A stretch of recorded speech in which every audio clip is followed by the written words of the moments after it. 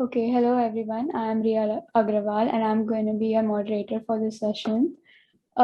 We have our speakers here, Surya Kalia, who is a software developer at Alpha Grape Securities, and we have Deep Karkhanis, who is an AI scientist at Microsoft, and he's a founder of an AI startup. So we'll dive right into it. I hope all of you are excited.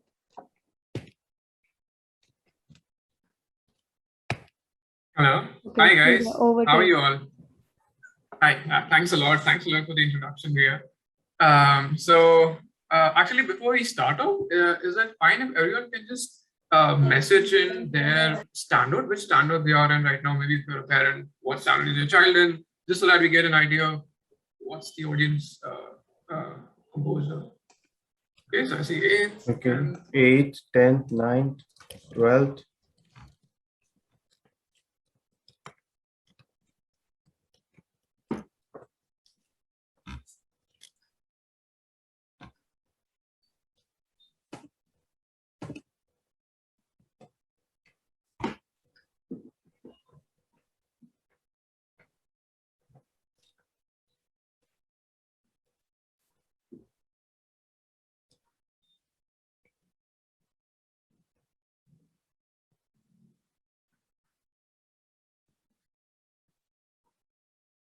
Well, I think we have quite a lot of responses till now. So most of you guys are yet to still decide on where you guys gonna go, except for a few who have already decided on 12th, second year. Like you guys have already made your decision. But fine, okay, that's great to hear. We have Deep and I. We both are going to be discussing some things related to like engineering in general, to be specific, things related to computer science and like how you guys might be in a better position to decide what's good for you and like how would you go about doing that if at all you choose to become an engineer. So, all right, hi Deep, would you like to? Hey Surya, hi, thanks for the introduction. Yeah, so I see most of the students seem to be in the 9th, 8th, 10th standard. 8th to 10th, right. Yeah, I see someone from the second year as well, so yeah, thanks for joining. Yeah, okay. So yeah, I think should we let's go ahead start with, out. Yeah, right. So I think the first question that comes to mind is why should you choose engineering and whether it really is your cup of tea? Because especially in India, it seems most people take engineering like something that people just want to do and don't really think about it out of peer pressure or something, just what the parents want them to do. So I think before you even decide upon going into that field, I think most important thing is that it should be an informed choice. And the first step obviously is to, like, you have taken the first step already, you have joined this session. So yeah, congrats, and let's see how it goes, and let's hope you have better knowledge by the time the session is over. Right. Yeah, I think that's very important. So like if we just starting off becoming an engineer.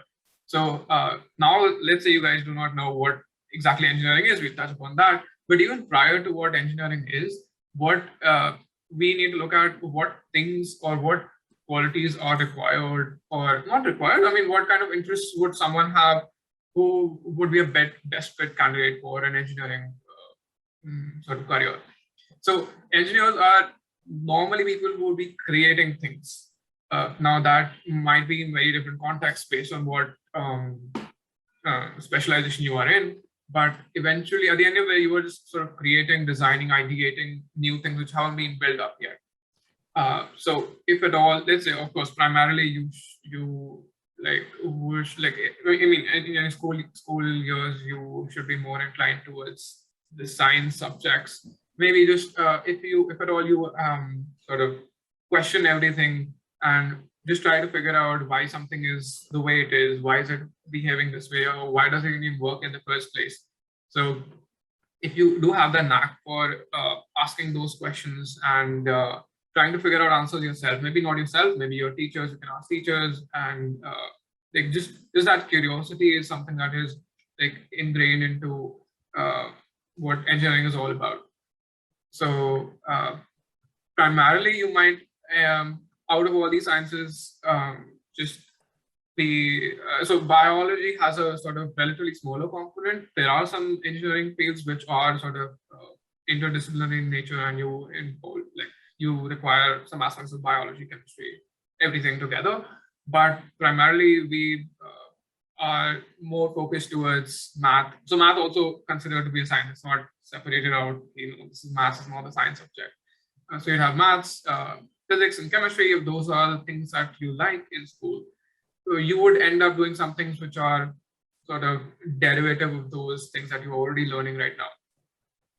And apart from that, I think that's more or less it. So if you have some, you can very well choose to become based on your personality traits. There are some sort of engineers who need to be very sort of client facing, who need to interact with people. If you feel you are an introvert, you don't really want to go into any roles which require to interact with too many people. There are other sort of things also which you can do, which are sort of back-end roles, and you can just stay in one place, work all alone, and you should be happy in yourself. So the only prerequisite was these subjects or the sort of interest that should be there from the beginning itself. I think Deep might have some other things. Would you like to add to this, the qualities that one might have? Yeah, so when it comes to engineering, I think primarily you should have interest in sciences. It's fine if you're not that much into biology, like Surya said, but sciences are important, science and maths. And you should be able to have a curiosity and be interested in building stuff. So engineering is the next step. So basically, okay, you started off understanding stuff, you started off with dissecting stuff and seeing what's inside, how it works. But what engineering really asks you to do is come up with new stuff, come up with solutions to existing problems. So I think that's what the word engineering also means, like engineering solutions. It's a verb, right? So yeah. So, and to summarize, like if you love science and maths but hate biology, then just come to engineering. So that's what I do. Great point, Surya and Deep. I hope this helped a lot of people. We'll be moving on to the next slide. Sure, and also just feel free to ask questions at any point in time. I think Ria. Yeah. Let's take a few questions at this point, chat box, probably. Yeah. If at all we have. Yeah. Or you can even raise your hand. I think that's also fine. No one has asked a question yet. Sure, I think I just the introduction. Sure. So.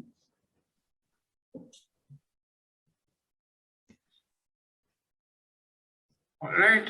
Okay. So what engineering entails? Okay. Now coming into if at all you decide on to what engineering, like you want to pursue engineering. I mean, not even pursuing engineering. Like you sort of find your place that okay, I'm this kind of person who has these qualities, or these are things that interest me. What exactly comes inside of engineering? So practically, it's like a huge area of specializations that you have inside, and some of them might not even seem like technically in engineering roles, but they happen to be sort of offshoots of what you would sort of pursue at an undergraduate level. So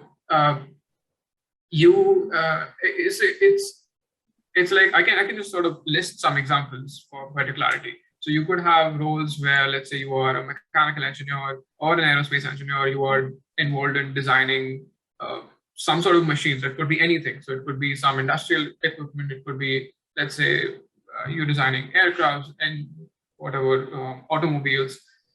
On the other hand, you could, let's say, be let's say a chemical engineer.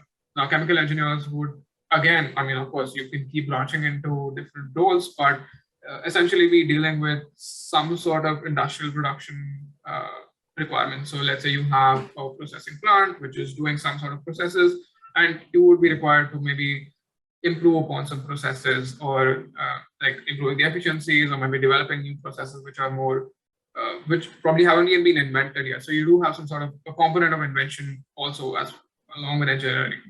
You also have research. Research is another huge sort of facet of engineering. Research in general is a very common thing. You can do research in any sort of domain, but even within engineering, that's something that quite a lot many people pursue, where you are just trying to improve upon the current knowledge level of sort of humans in general. So there are some things which haven't never been tried at all, and you are the one who is sort of trying to see if there is, if something can be made out of the existing tools that we have already or not. So let's say in computer science, so computer science engineers could be people who develop new applications, which could be not just applications, it could be any sort of tools. Let's say you develop driverless cars. Now that's a feat of engineering, a combination of some software developers writing some code which helps them understand the environment, the car's environment better. Some sort of mechanical, electrical engineers coming together to get the hardware in place for that thing to happen.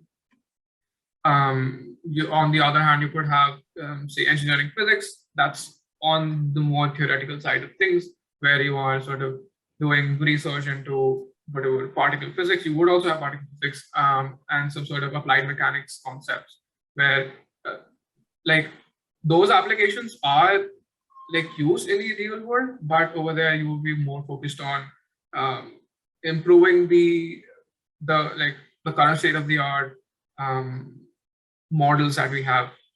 I mean, just for example, you might not be familiar with research papers right now. What those are, you just read textbooks, and if we read about for example, in chemistry, you must have come across different kinds of atomic structures. Like, okay, so and so many hundred years ago, it was thought that the sort of the electrons are dispersed in a watermelon-like structure. Then you have some sort of an orbiting structure where the electrons are orbiting the atoms, the nucleus, and so on. And then even in 11 to 12, you'll have different new models which you will learn about. Now, how do these things come into picture? That's because of research that happened and the perspectives of science change. So, I mean, what we think is true right now might not actually be true, and we may end up getting a better understanding of that topic by doing some more research into that direction. So, like that field is something that is at the moment theoretical, but it does have practical applications in our day-to-day lives, which you don't even know that, okay, this thing is something that was invented just a few years back. So technology is a very good example where, okay, these, let's say, mobile phones, laptops were not invented, were like, say, 50, 60 years ago, they didn't even exist.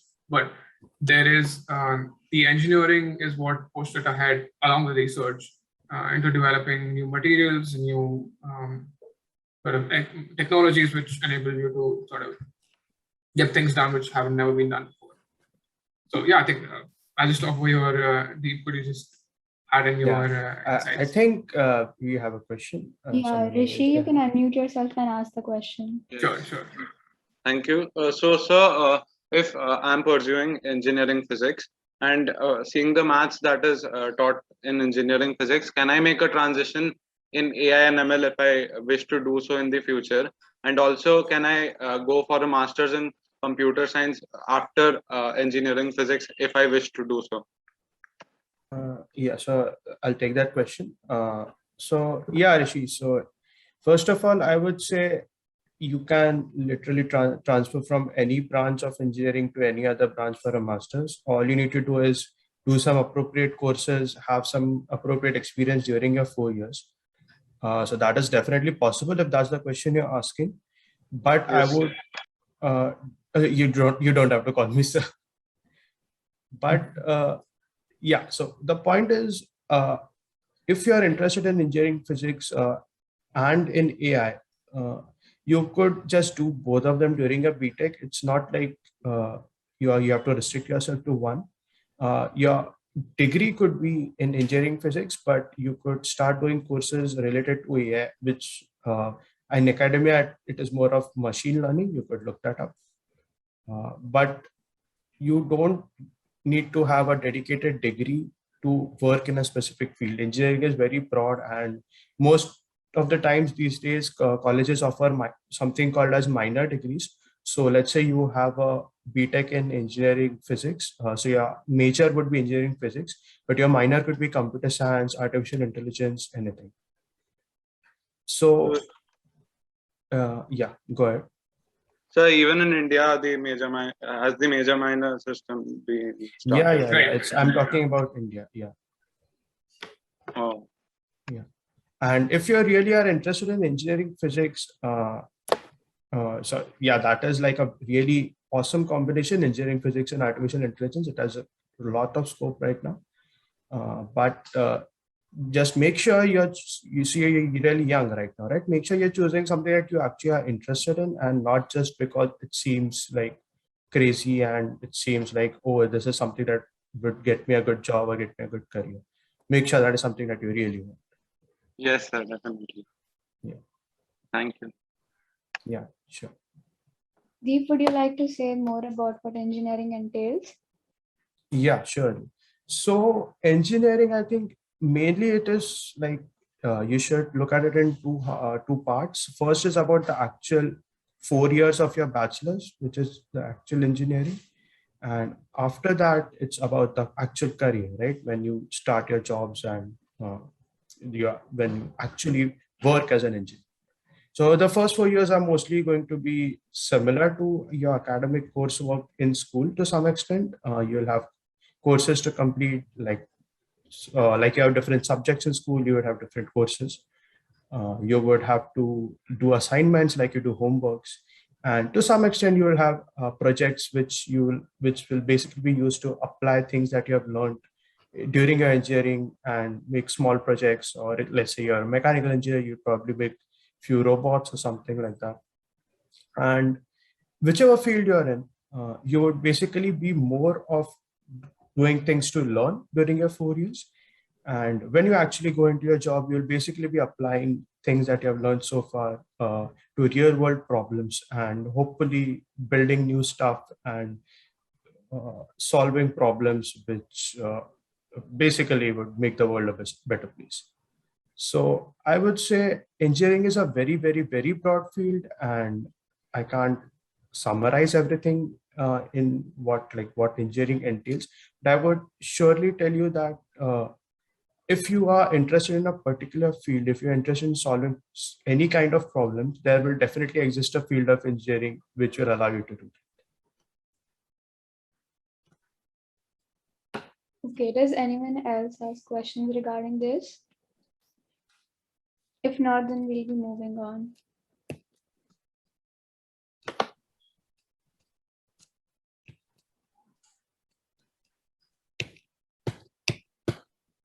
Okay, I see there is a question.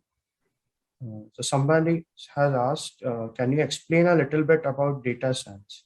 Okay, so data science is something that overlaps with artificial intelligence and machine learning.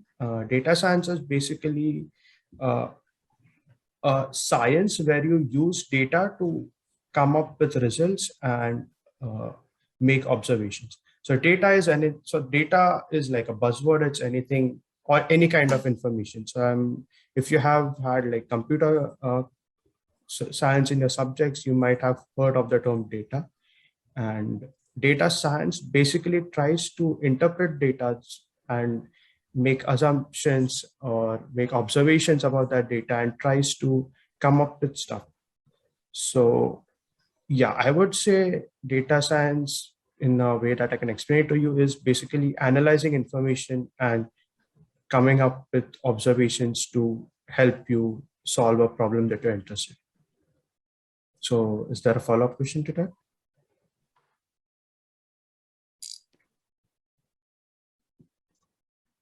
There's some technical issue. I'll be sharing the PPT once again. Just a second. Yeah, sure.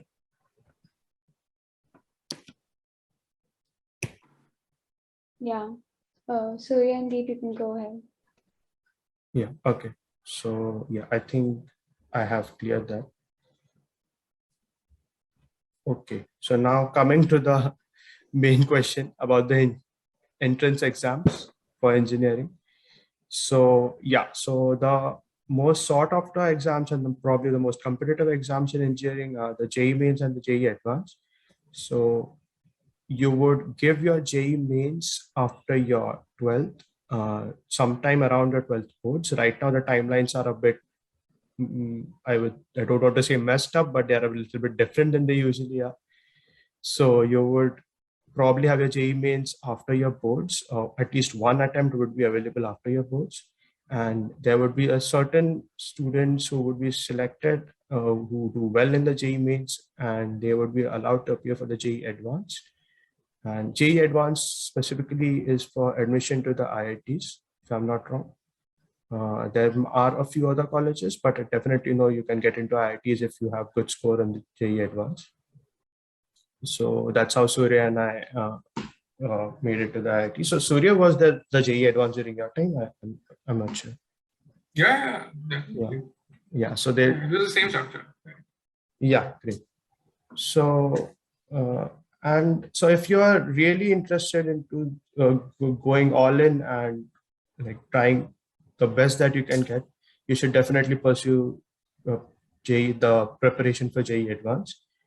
And the preparation for JEE Advanced is a bit more specific than the preparation for JEE Mains. JEE Mains has a few more subjects in its syllabus and a few more topics. And so JEE Advanced is I would say a lot harder than JEE Mains, but it is more specific. So some students who especially want to target getting into the IITs spend starting for the JEE Advanced most of their 11th and 12th and only give like a month to JEE Mains preparation to topics specific to that. But most of the topics ultimately are something that you will cover in your 11th and 12th board exams, although the questions would be much harder. Then the MHCET and the BITSAT. MHCET is something specific to Maharashtra. Surya, correct me if I'm wrong. Yeah, that's right. Yeah. So this would get you into colleges in Maharashtra registered with the government, and they are not private colleges. Private colleges might have their own entrance exams. Some colleges might accept JEE Mains or MHCET scores. Some private colleges might, but it's quite often that private colleges have their own entrance exam and their own ways to get in. But the preparation for boards, mains, advanced has the same syllabus to the most extent as the same syllabus. Then the BITSAT is specifically for admission into BITS, which is the Birla Institute of Technology. I think there are 3 universities, the original BITS Pilani and the BITS. So the university is still called BITS Pilani, but there's a Goa campus and I think there's a Hyderabad campus. Hyderabad, yeah, right. Yeah, so there are 3 universities which you can get into. This is specific to the BITSAT. BITSAT usually used to happen used to be the last exam which used to happen after JEE Advanced, but you might have to check your dates depending on which year you are appearing for. So I see we have a few questions. Are subjects for JEE Mains and JEE Advanced the same? Yes, the subjects are the same. There are just 3 subjects: physics, chemistry, and maths. But there are very, very few topics in JEE Mains which are not part of JEE Advanced. Okay. So when should one start preparing for JEE Mains and Advanced? So people usually start in their 11th standard itself because both 11th and 12th syllabus is part of JEE Mains and Advanced. But doesn't matter if you're starting late. It's only important that you start because you want to give that shot, and you should definitely appear for the exam if you feel like you want. There's nothing to lose. In the 11th and 12th, you're going to sit for the boards and going to cover most of the syllabus anyway. So don't hesitate. Yeah. Okay, so we have a lot of questions now. Starting JEE prep from 9th gives a head boost. It definitely does, but I would say it does, but if you're sure in your ninth that you have to appear for an engineering entrance exam 4 years down the line, if you're confident about that, if you're confident to spend extra time in that, yeah, sure, go ahead, start preparing for JEE Mains right away. The sooner the better. But don't assume that it's going to give you a head start or it's going to improve your rank just because you started early, or you're too late because you started too late. So I personally started midway in my 11th. So yeah, there are all kinds of combinations that happen. People start in that 12th, get into IITs. People start right in the 8th standard, but then don't get in. It's yeah. The best time to start it's even advisable to not start too early. There are coaching classes which advertise courses starting from 10th or maybe 9th, 8th. There are some foundation builder courses which extend all the way for like 4 or 5 years. But you risk getting having a burnout by the time you reach your 11th or 12th standard. And that's something that you want to avoid. So duration really doesn't matter. You can sort of finish up all the syllabus that is required within the 2 years. What matters is that you be consistent throughout these 2 years and not just give up in the middle because there's too much pressure that you've been doing it for so long that you're tired midway through. So I mean, just stick to the normal stuff. So if you're starting early, then it is absolutely essential that you're aware that this is what you want to do. Don't just start because it's something that everyone does or it's something that would help you. You have to make sure that at such an early age, if you're making that commitment, you should absolutely be sure that's something that you want to do. Yeah, Surya, anything to add to that? Right. Yeah. So a few things. So there were some questions asking about what's the rank minimum marks required to enter into JEE Advanced or clear JEE Mains, and what are the minimum marks you should get in advance and stuff. So there aren't really any minimum marks in this whole picture. What happens is when you appear for JEE Mains, everybody is allowed to appear for JEE Mains. The top 1.5 lakh people are allowed to appear for JEE Advanced. So every year, based on however difficult the paper was, the cutoffs are set accordingly. For each different category, there are separate cutoffs. And the top 1.5 lakh people will be allowed to give JEE Advanced. Now, out of these people, the marks is no criteria. You just sort these into a rank list where everybody just stands in a single queue, and you have the top whatever. In general, it would be crossing around 5,000 people who would get into some or the other IIT. I think that number might have increased till now. You have a lot many more IITs opening up in the past 5-6 years. But right. So that cutoff thing just varies year to year. So there's no fixed benchmark. Also, apart from these exams, so I think Deep covered almost all of this. The other engineering entrances, so there aren't any major entrances that you would miss out on. One thing to keep in mind is during your 11th and 12th, you would have a 𝐾𝐵PY examination. You can just Google that up, what is 𝐾𝐵PY. So that is another route for entering into primarily IISc. That's IISc Bangalore Indian Institute of Science. That's one of the most reputed colleges in India. That's almost at par with IIT Bombay, Delhi, the two top engineering institutes. They are more focused towards pure sciences. But you can very well try those out also. And so, over there, you get if at all you do go through that route, you can get a backup engineering college or whatever, your college, well in advance before you even appear for JEE Mains in advance. So if you are a 𝐾𝐵PY rank holder, I'm not sure what ranks is that valid, you get to just clear all levels except for the interview level for getting into IISc. So that's one thing that you should just give it in your life. You get to appear at even in, I think, 10th, 11th, and 12th, all three standards. You can appear at as many times as you want. Also, there was some question regarding studying abroad. So these are all relevant to engineering in India. For abroad, so I personally don't have much experience, never applied for it, but the basic idea is you do give an SAT. The SAT exam just gives you a benchmark score. That's like a very standardized test where the score is not really going to get you a rank sort of thing like you have over here. It's just one component out of multiple things that they would be looking at. Right, multiple things that they would be looking at. So you would be expected to write some essays, just tell about yourself. You would have a statement of purpose. You would be telling them about your achievements, your marks. Of course, your marks do matter over here.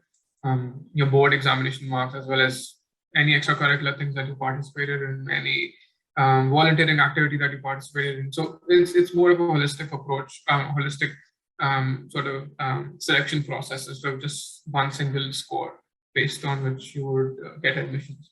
And over here, you would have to apply to different colleges individually.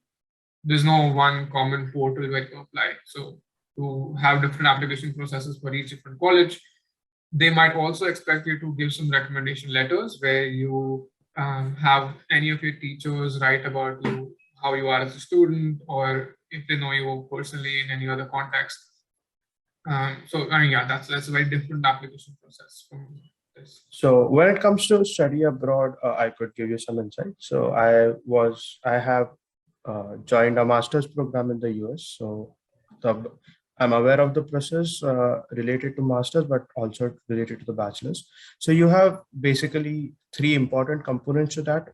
The one, which probably is the most important, is your statement of purpose, which basically is like an essay about what you have done so far, what you wish to do in your study abroad, and why you are a good candidate for a particular university. This is something that people usually work on and keep refining that. It is around a 1.5-page essay. That is something really different compared to the engineering entrance exams and the way admission to colleges works in India. So you actually have to write stuff and convince them that you are a good fit for the university. And like Surya said, you have to choose certain universities and apply to them, because each university has a different application and each university would ask you to pay a certain amount to apply to them. So what people usually do is choose around 10 universities and apply to each of them. And they divide the 10 universities such that a few universities where they are confident that they'll get an admit, few universities which are good universities, but they are not sure that they'll get an admit, and few which are really good universities, which are dream universities, and they just hope that somehow they get an admit. So that is how you optimize and don't spend a lot of money just in apply. So that the first thing was the statement of purpose. The second thing is a resume, which is basically a formal listing of all of your achievements. People don't really have a glowing resume immediately out of high school, but I think it still is a good idea to make a resume and submit, because you always have achieved things, even if you think you have not. And it's always good to list them down, and that would help convince the university that you actually are a good candidate. And then the third thing is the letters of recommendation, which is basically anyone you have worked under, either during a project, during a course subject, and who really could vouch for you to the university, saying that, hey, this is a really good candidate and I really think you should pick him or her as for the bachelor's program in your university. And yeah, you should start looking up like who are good teachers, who are good people in the field that you're applying to, and ask them to give you letters of recommendation. It's usually 3 letters of recommendation, but it depends on the university. So that's how the application for the bachelor's during your study abroad works. Yeah, I see a lot of few more questions. Yeah, we do have quite a lot of questions. Yeah. So I'm not aware of the next question was about engineering, five-year engineering programs in private engineering colleges. I think what you mean over here, okay, so when you like finish off your 11th, I think more of candidates after 11th that we have. I mean, I do remember some places where you straight away go for this. You join an engineering program right after 11th, but that's like a very unconventional thing. I would sort of not recommend you go that path. Like sticking to the conventional course has this advantage that you have like proper 10th and 12th course that you have cleared, because eventually there will be places where you will be required to tell, okay, what were your scores in 10th, 12th and so on, and it would be really hard to explain. Okay, I did not have 12th. I had something which was different, and so on. So, I mean, it's really sort of, it gets a bit complicated for me, and I'm not so sure of what's the quality of those engineering colleges. It is like a very unconventional thing. Next, there are some foundation courses offered. I think we already covered this. Like starting from 9th and 10th, it's advisable to, I mean, you can go for it if you are dead sure about what you're interested in, but just make sure avoiding burnout is your sort of main concern over here. Make sure you realize that you're doing this just to get a head start and not to actually complete your syllabus. You should just take up as much work as you can. Your actual studying is going to be done in your 11th and 12th. The actual preparation should be kept, should focus only in those 2 years. Right. So also, do NTSE, KVPI, and IMO Olympiads help in any sort of way for your J prep? Not directly. So NTSE is during your 10th standard. That's rather, I mean, has very little impact on what you're going to be studying later on. 11th and 12th is a very different ballgame altogether. You would know social studies. You would have social studies and all in NTSE also. But over here, you just focus on 3 subjects for chemistry, maths, and I should say, I mean, no, it doesn't really matter. NTSE is fine. I think NTSE also has certain other subjects like social sciences, probably, which isn't really relevant to the JEE. It's more of a distraction, I should say. Yeah. Right. So KVPY, IMO, Olympiads, these are sort of relevant. So KVPY will have most of your syllabus overlapping. It's nothing new. It mostly is very closely related to your CBSE syllabus, the CBSE 11th syllabus. And if you do appear for those, it's actually great. I mean, even like in the beginning, I mentioned about getting admission into ISC Bangalore. They take in few students even from the KVPY channel. That's a plus. Apart from that, it gives you a good sort of feel of a real competitive exam in 11th and 12th, which you wouldn't have gotten since quite a long time, because during the coaching days, or whatever preparation that you're doing in 11th and 12th, you would have very few opportunities to test yourself in the real world. So yeah, man, do go for it. As far as IMO is concerned, the contents are a little different. So the math that you would prepare, so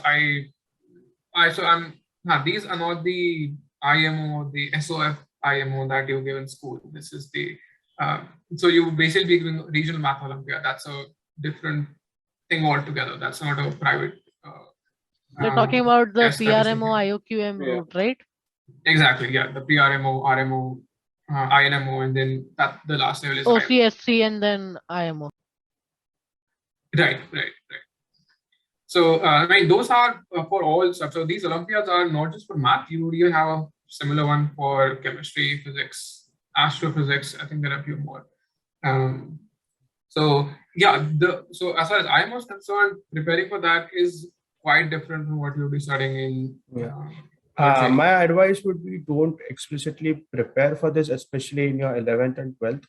Keep your preparation focused on JEE mains and advanced. But do give these exams to get a feel of the competitive spirit and how difficult it is going to be. Like solving difficult questions on a clock is something that you should experience before you actually give your JEE mains and advanced. But my opinion is, if you actually have dedicated preparation for this Olympiads or even KVPI for that matter, it actually is eating time out of your JEE preparation, and you can never have enough time for JEE preparation. Yeah, that's true. I mean, I did appear for the RMO, appear for INMO also, but that was knowing very well that I'm investing a huge chunk of my time preparing for this. And I mean, the only advantage that you have is in the short run, where you can sort of claim, okay, you gave this Olympiad, but that's the end of it. So it's not, other competitive exams will lead you somewhere. Here you just sort of get done with it and go back. So it's just for your own improvement. If you like problem solving, you are very interested in math, so go ahead. So if your objective is that you would appear for IMO and KVPI because it would help in your JEE preparation, then it really isn't true. So in fact, I never attended Olympiads during my school, and I don't think I did in my 11th and 12th as well. And if so, And I don't think I really gave the QEPI seriously because I knew it was all about GE. And I could tell from my experience in the IIT Bombay CS cohort, most of the students there didn't care about Olympiads. So even by that pure statistics, that most people who don't care about Olympiads do get in. So yeah, I would say just give it as a experience for a competitive exam, but don't expect that this is something that should be a stepping stone towards GE preparation. It's not. Rishi has a question. Yeah. Oh yeah, Go sure. ahead. So basically, many people say that RMO and PRMO they would help in building the base for J. So is that a myth? Like pre-RMO, RMO, those are quite basic in nature. I mean, you don't really need very specific preparation in this. I mean, RMO does require it. Pre-RMO is like, I think in the course of your preparation for JEE, you would end up learning those concepts anyway. So it's like good to give it. It doesn't harm in that sense. But preparing for RMO and clearing RMO is something that does require dedicated effort, which will not translate into better scores in your JEE preparation. Right. Oh, okay. Thank you, sir. So yeah, so feel free to give the RMO, but don't spend too much time on it if you are really serious about JEE. Yes, sir. Yeah. So after this, we have, should one continue science in CBSE or ICSE in 11th and 12th? Well, actually, if you were to think in terms of optimizing your chances of getting in, it's neither. Why?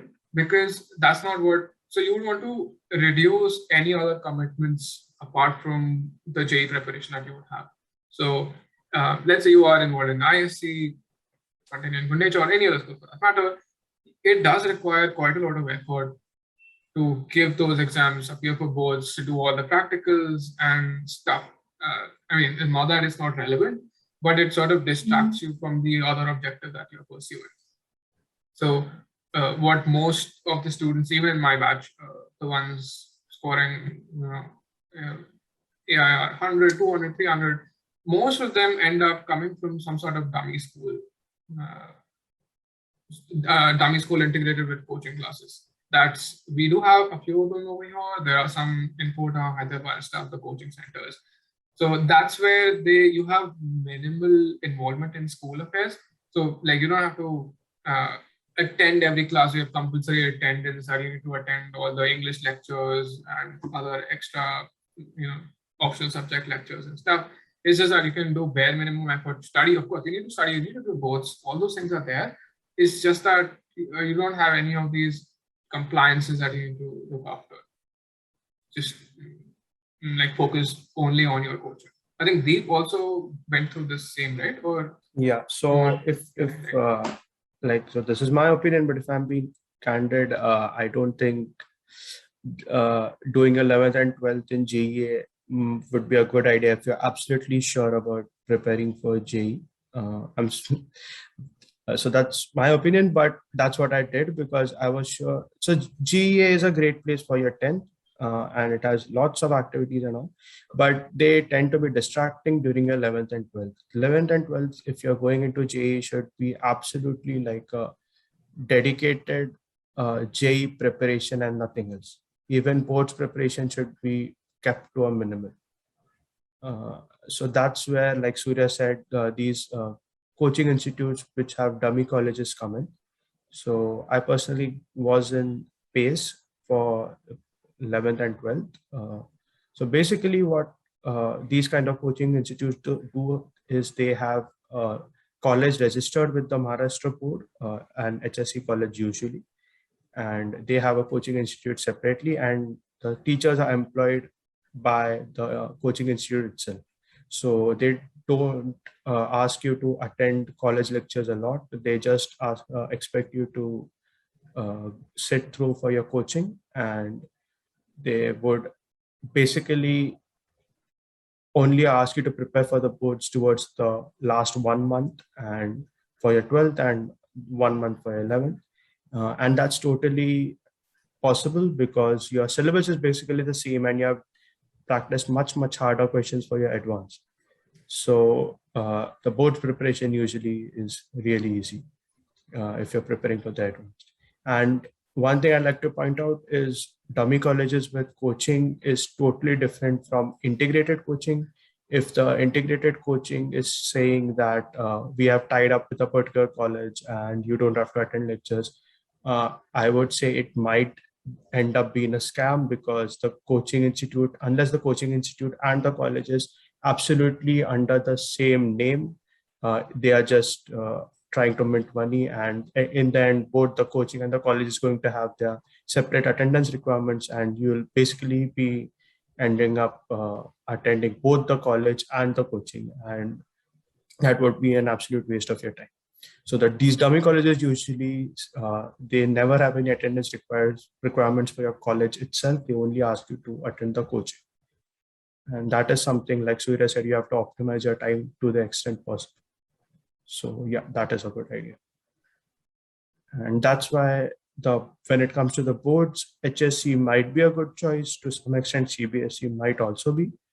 But I personally prefer HSC because the board exams are, the board preparation almost aligns perfectly with the JEE Mains and advanced preparation. Right. And also, I mean, being from good nature, we do have an advantage that so for your 12th boards, the subjects that you would have is physics, chemistry, maths, along with English and an optional subject. The sciences you're already familiar with because you'll be studying them for coaching. English is something that you would not have to study at all because you already did your 10th standard from ICSE. We did not realize that, like when I was in school, I mean, it felt like, okay, that's the norm.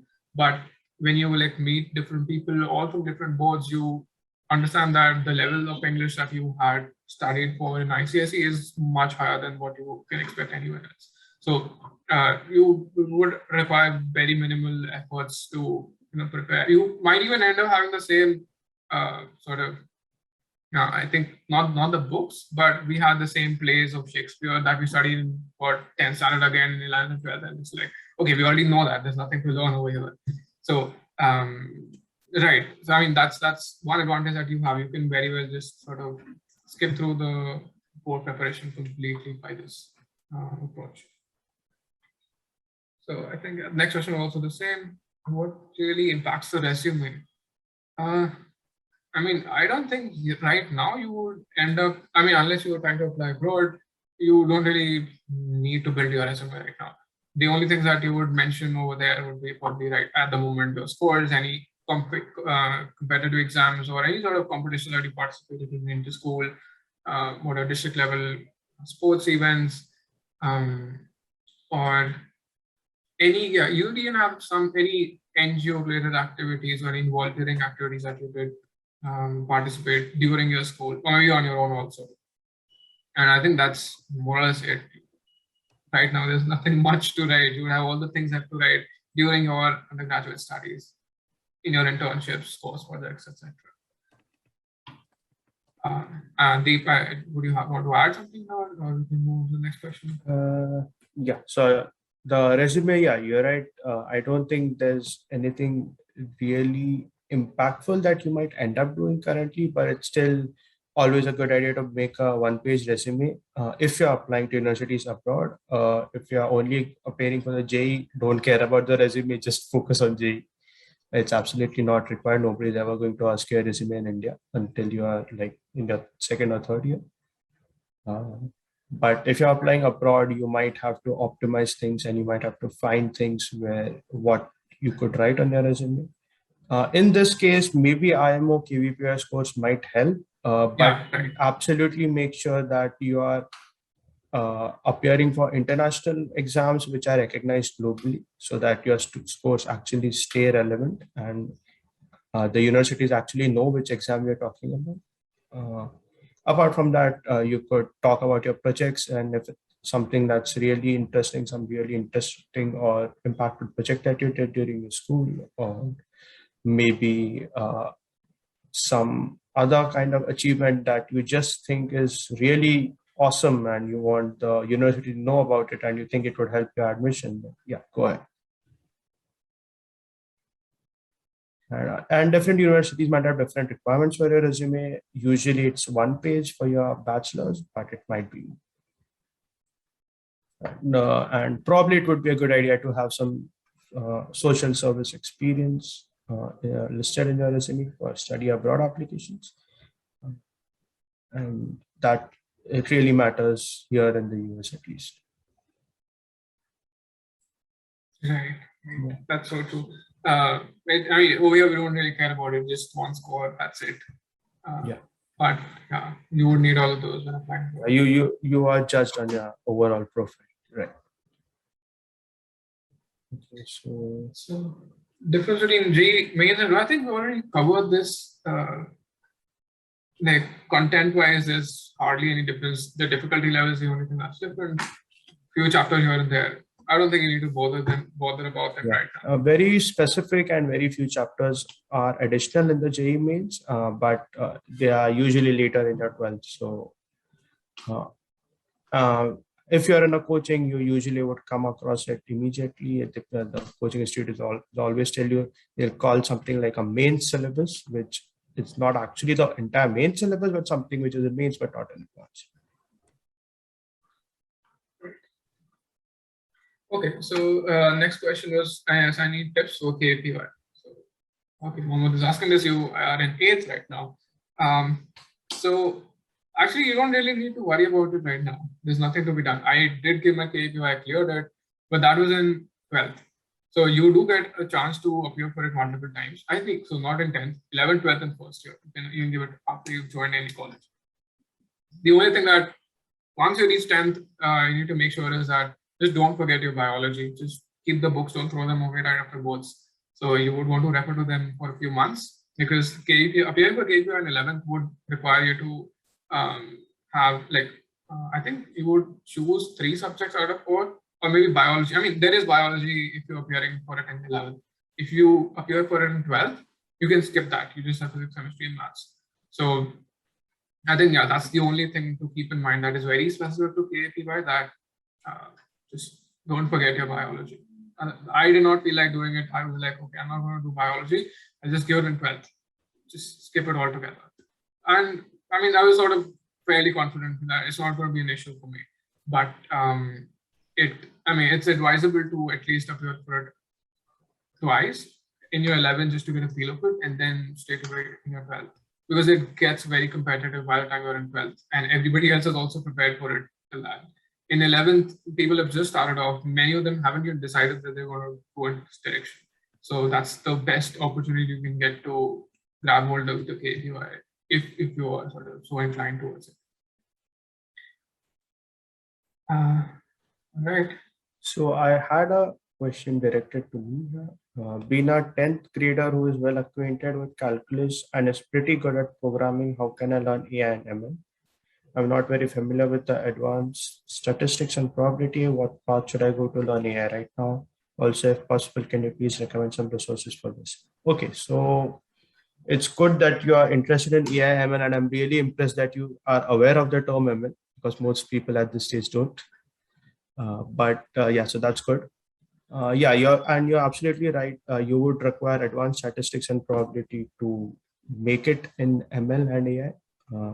So luckily, right now, there are a lot of resources available on the internet itself, ranging from like a beginner's level to absolutely hard and fast research and academia level courses for AI and ML. Now that I know that you are good at programming and at calculus, I could recommend that you do the Coursera course from Andrew Ng. He was a professor at Stanford, and that is probably the most famous ML course out there, especially for beginners.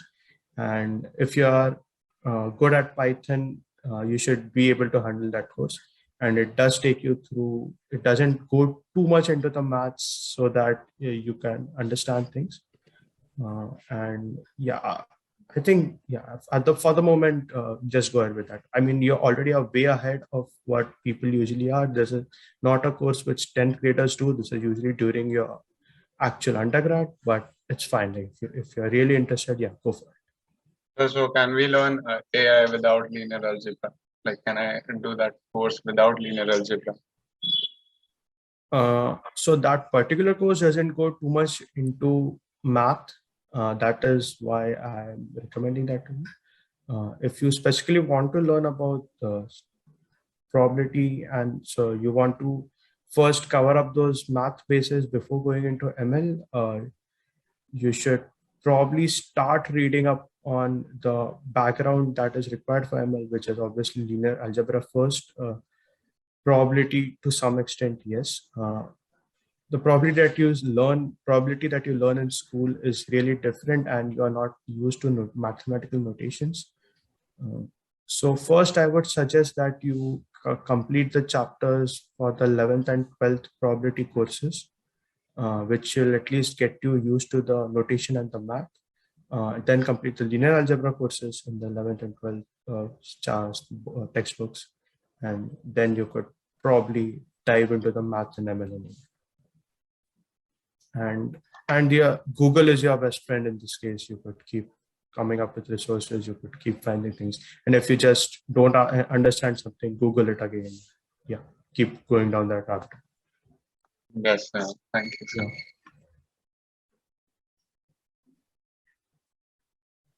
Sure, all right. So I think the next question was, are there any sound engineering options in India? I mean, we do have that. That's what we were all talking about. I think, yeah, you can, unless there's anything very specific, you can just follow up. This is Arosh's question, but yeah, I mean, of course there are. It's not that. I'm not sure where exactly this is coming from. And next, Rishi, okay, you mentioned about sharing a GitHub repo. Yeah, sure, you can do that. No issues. I think, Ria, you can just share our email ID or something if it's possible. Yeah, sure. Reach out later on. Yeah. Sure. So I also had a question. Can a student do 11th and 12th on its own and also prepare for JEE, or is it necessary to go to any private classes? What do you think, which is better for them? So I am absolutely of the opinion that you can't really prepare for the JEE on its own, which is, I know it's really unfortunate, and that's not how it should be. You basically need money to get into IITs, is what the industry has ended up being. You need to pay to coaching classes to get into IITs. But I mean, being realistic, I would say, yeah, absolutely, you need to have private coaching experience, and the resources are really needed if you want to make it, unless you're like a really brilliant child. So I'm absolutely sure that I wouldn't have made it to IIT Bombay CS if I hadn't joined coaching classes. Right, definitely. I mean, yeah, I mean, it does. People do like to claim when they sort of did something that coaching classes aren't good. They are eating into the regular education system. But I mean, that's the unfortunate reality. We do not prepare for these competitive exams. So appearing for boards is a very different thing altogether. We need to, make sure that the format is right, make sure you get the keywords right, make sure you look at all the different things beyond just simply problem solving. I mean, so problem solving is something that you don't even focus on when preparing for boards. Is that you need to make sure it's written in the right format that it is expected to be for all the relevant marks. We don't care about that over here. So yeah, actually, I transitioned from the phase of no coaching, no tuitions to a phase of coaching, because in the 10th I didn't enroll for any kind of tuitions for my boards, and I handled it on my own. But and that worked out well for me. But for the 12th, I was absolutely sure that that's not going to happen. So yeah, I have seen both sides, and I'm absolutely of the opinion that coaching classes are necessary. And I do mean coaching classes which actually take off burden from your college and not add on to it. Right. And not just that, apart from the actual studies itself, what also matters is your peer group. So if you are surrounded by people who are also preparing for the same exam and they have the same dedication or whatever involvement in their studies, you would be motivated to prepare as rigorously as possible. school doesn't offer that. You have it does offer diversity. That's sort of a trade-off. You would not have people who are sort of trying out different things. Everybody is just sort of racing into one direction. But I mean, it does help a lot surrounding yourself with people who are also doing the same stuff as you are doing. Right. So I think is it fine if so everyone can just add it like when you like sort of message, add it to everyone instead of just personal messages, because that's yeah. Feel free to mixes add up the messages in the chat. Like you can type in direct it to one person if at all you feel like you want to ask a question in particular to someone, but just like put it in the public chat. That should be better. We'll take up the rest of the questions later. Right. Okay. I think most of the session is sort of in the format of question answer only. Yeah. We can actually do that also. I mean, I think it's fine as long as things are conveyed to what your sort of concerns are resolved. I mean, Dia is a better judge. What should we just continue the presentation or just? We'll move along with solve all questions. I mean, we'll touch every question. We are not going to skip anything, definitely. We'll move along with the PPT right now and answer the questions later, if that's okay with both of you. Yeah, sure. Sure, that also works. Definitely. Sorry. Okay, college. Should I go to Sheen or the college? Great question. So right now you don't have to worry about this. Honestly, this doesn't really matter while you are in 8th, 9th, 10th, 11th, 12th. At no point of time would this matter except for a duration of 1.5 months. And that duration is after you get your scores, your rank, until you actually join somewhere. Now, in that particular point of time, it's a very specific trade-off, and it's not something that you can very easily generalize. So what happens is if you have a good rank, definitely, I mean, you can get the best team in the best college of your preference, problem solved. Normally, it so happens that you are somewhere in the middle and you need to have this sort of trade-off. Now, what I would advise over here is that if at all you definitely know which stream you want to pursue, like that's not something that people are aware of in advance. But if you know that and you're not getting into the right college, it's okay to get into a college just by the reputation and then switch into the department of your choice. That's what even Deep did. He would be in a better position to tell about this. So you have something sort of known as a branch change. It's a different name in different colleges where you can, based on your first year's performance, switch into a different branch which you were not eligible for right after JEE or your exam. So in that case, I mean, just stick to the college and work hard. So you have one more additional year of work that is required. You can't just slack off right after entering college. But if at all that's not the case, then I mean, that's a very subjective decision. I don't think it would be even right for me to give a sort of single thumb rule that choose this or that. We can so I mean, to answer this question, I can tell you what's the best approach. In that 1.5 months that you have, just talk to people. Get to like search for any seniors that you have who've gone to different colleges. Maybe use LinkedIn.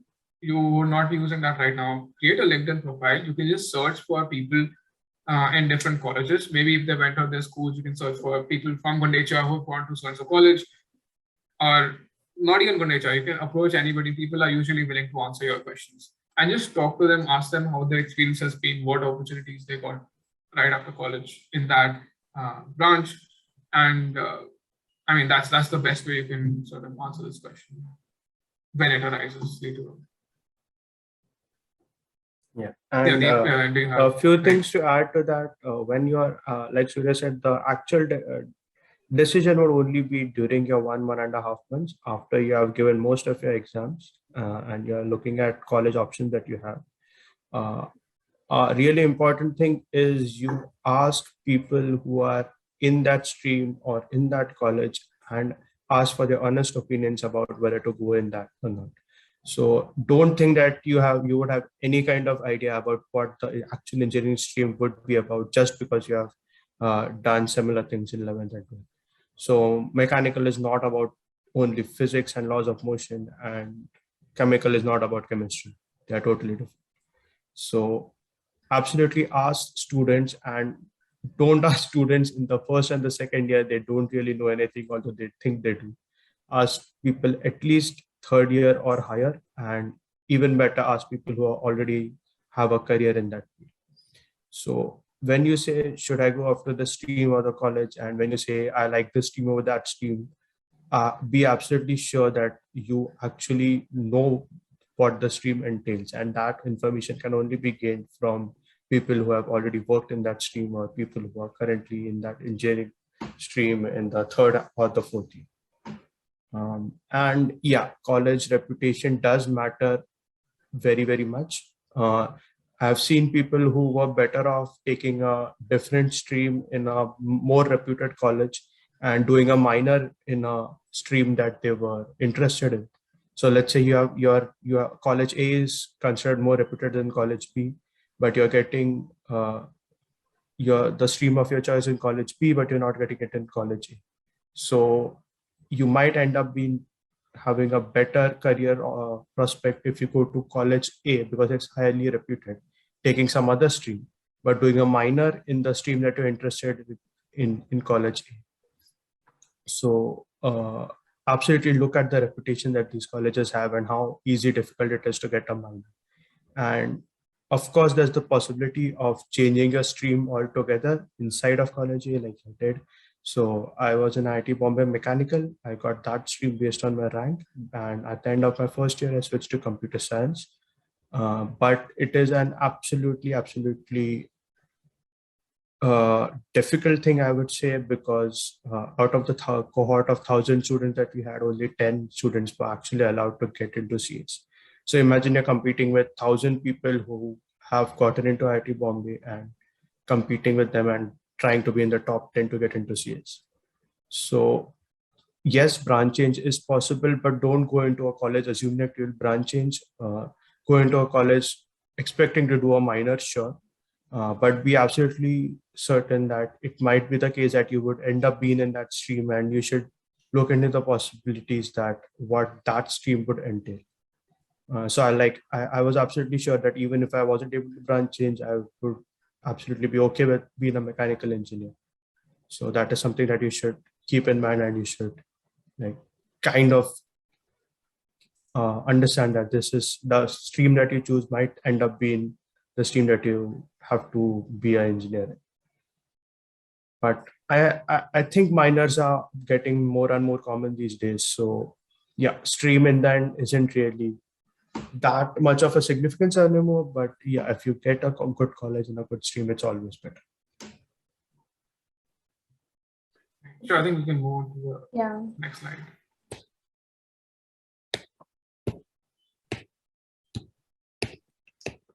There's some technical issue.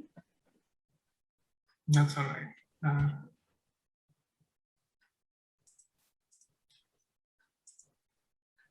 So let's get a. So I think we can just continue in any case. Okay, it's back. Great. Can extracurricular courses like classical music and working in an NGO make a difference? Not in your JEE preparation. Definitely, if you're applying for universities abroad, it will. In your JEE preparation, if you're doing it as a recreation to get through your stressful JEE preparation, then yes, you might end up being more productive by doing a limited amount of extracurricular activities, but be absolutely sure that is to increase your productivity in your actual JEE preparation and not eating away your time with respect to the preparation. Okay. So, okay, now that it's back, the degree course duration, life and placements. This is more or less standard across all colleges. So your duration will, for a BTech program, is of 4 years. It's not technically BTech everywhere. So you would have B engineering or BTech, both are one the same, it's just a different nomenclature. And sometimes it can also be 5-year course. So I did a 5-year course where I was in a dual degree program, which had bachelor's as well as master's integrated into 5 years of duration. So it's a little fast paced. towards the end where if you were to do it separately, you would spend 4 years and 2 years for your master's, but instead we sort of, in these programs, you squeeze in some of the courses in the 4th year itself, sometimes even in the 3rd year, so as to like get everything done within 5 years. College life, so over here, that, I mean, if at all you are, I think Deep can also just add in side by side the kid duration and stuff. Yeah, so I would like to point out that there are 2 kinds of bachelor's program that people usually get into. One is a BTech program and other is a dual degree program, which basically is a BTech plus an MTech usually. The dual degree program is a 5-year commitment and you get both a BTech and an MTech, which might be great if you absolutely are interested in that field, but it could also be like you're just putting in 1 more year and ending up in the same job and with the same opportunities as a BTech. So yeah, it really depends on what kind of choices that you want to have. Yeah, so the duration is going to be either 4 or 5 years. College life, it really depends on what kind of college you have, whether it is you have a hostel college or whether it's like a day boarding college where you move to and fro from your home every day. And it depends on what kind of campus you have, what is the location, is it inside a city, is it outside of a city, and lots of other things. And if it's usually in a safe neighborhood, you would have a lot more freedom moving in and out of campus, in and out of hostels. Like for example, at IIT Bombay, it was in an absolutely safe city. It was in Powai, so it is like the area is safe. There was absolutely no restrictions to moving in and out. You could get out of campus anytime, get back in anytime. We used to roam around at 3 a.m. in the night. So that totally depends on how safe your area is and the rules that your college has set. But all in all, I have heard most people have positive college experiences. They do regret spending. So the only thing that people ever regret is not spending enough time on courses. They never regret having too much fun in college. So yeah, college life is something that you should really look forward to. Then it comes to the placements usually, so to the people who don't know, placements is something which is very specific to India, and it is a really great thing that India has. So your college usually would have a placement cell which would contact companies in your final semester, that is your 4th year's final few months, where they would contact companies, bring them to campus and connect students with the companies, and companies would hold interviews and immediately get you jobs even before you graduate. Now that totally depends on how good your placement cell is. Some colleges don't really have a very good placement cell, and only that very good toppers get placed and not everyone gets placed. So you might have to apply externally, and it again depends on the kind of branch that you have. So when it comes to placements, computer science usually has a really large portion of high-paying jobs. You have very few jobs which are in core fields and other engineering branches. But if you absolutely are great at it, you could definitely get a job. That's not an issue. But when it comes to placement, there are kind of 3 avenues that I know. One is the core CS placements. One is something that we call consultancy placements, where this might be a little bit specific to IITs, but I'm sure that this happens in other colleges as well, where you do not go into an engineering job, but you go into something which we call as a consulting job, which basically is related to business strategies to some extent. That's the best way I could put it to you guys. But the only reason the companies come to campus to hire engineering students is because they have gone through the harrowing JEE, and they are sure that since if someone can go through JEE, they can go through anything. So that's why consulting companies, they say, okay, we don't care that you haven't studied anything related to finance or anything related to business in your 4 years. We are sure you can handle this, and so we want good engineering students. And the third thing is your core placements from your own department, mechanical, chemical, whatever it is. They might not be as many as computer science, but there definitely are. And if you are good at it, and if you think you want to have a career in mechanical, you want to have a career in your own field, you would definitely have it. But people usually go to CS because they think it's higher paying, there are more opportunities. But if you want to follow your passion, you might have to end up taking those pay cuts. So yeah, it's a trade-off that you have to accept. Surya, anything you would like to add to this? Yeah, sure. So like starting off in college life, I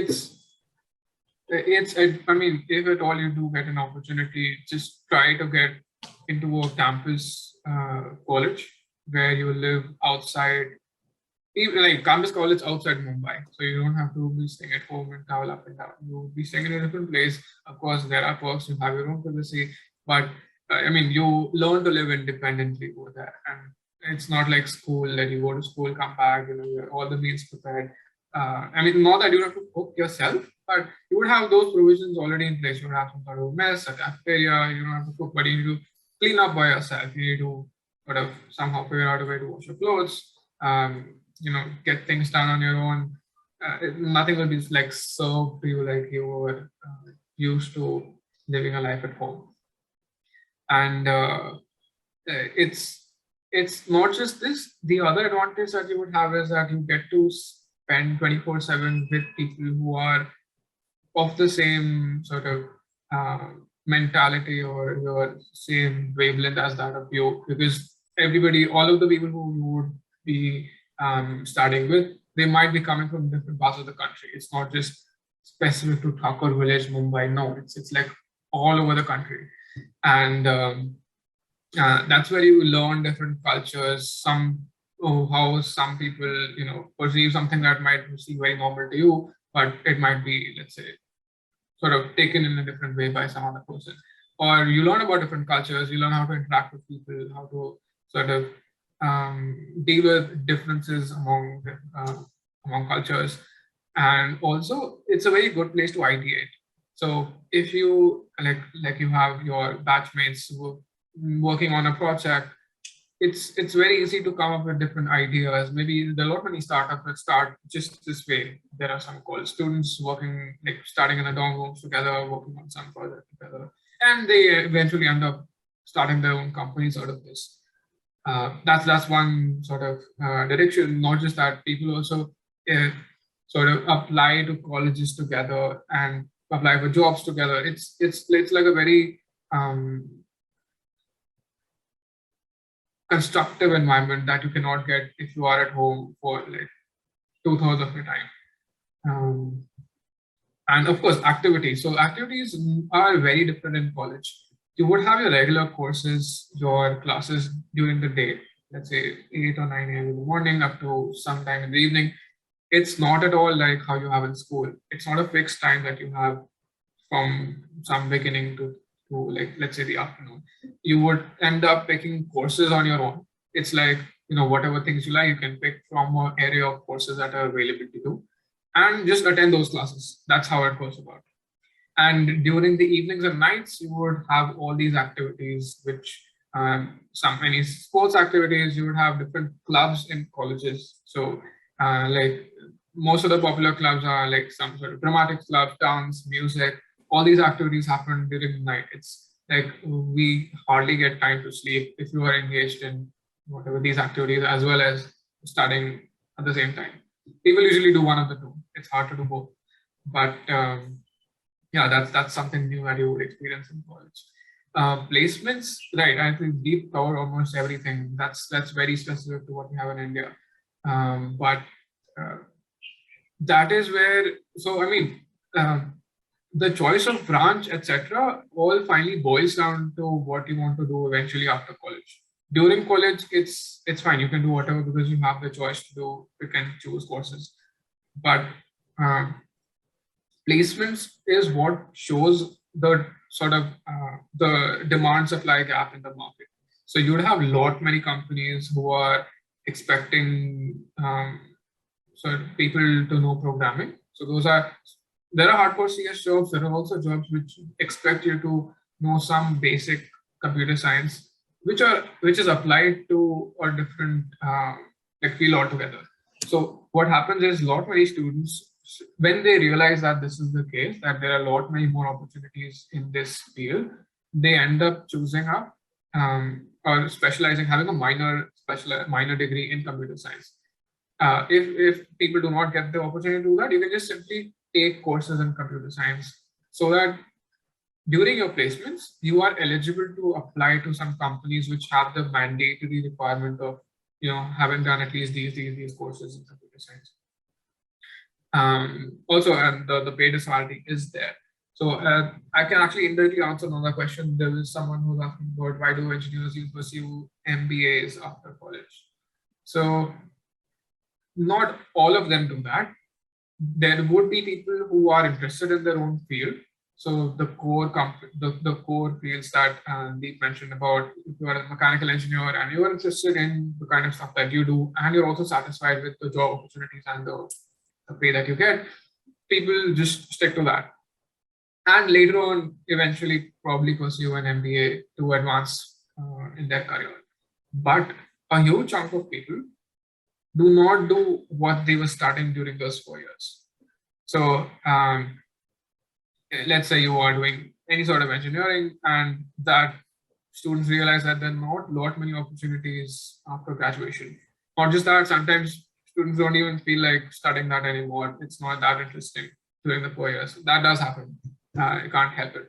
That's when you make the switch into companies which are not using your engineering expertise, but just your problem solving capability.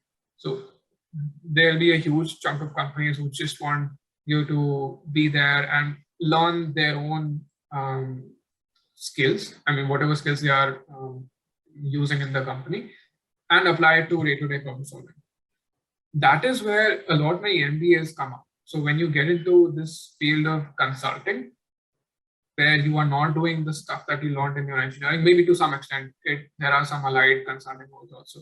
It's always good to have the MBA degree, which sort of helps you advance in the consultancy career that you sort of might end up taking. But that's if you're not interested in the core engineering aspects. If you are, you probably end up pursuing a master's or maybe a PhD, or if not that, just straight away get into the industry right after that, and you don't care about an MBA in that case.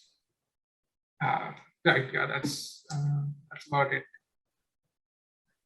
I think we can move on to the next. Yeah, we'll move to the next slide. Yeah.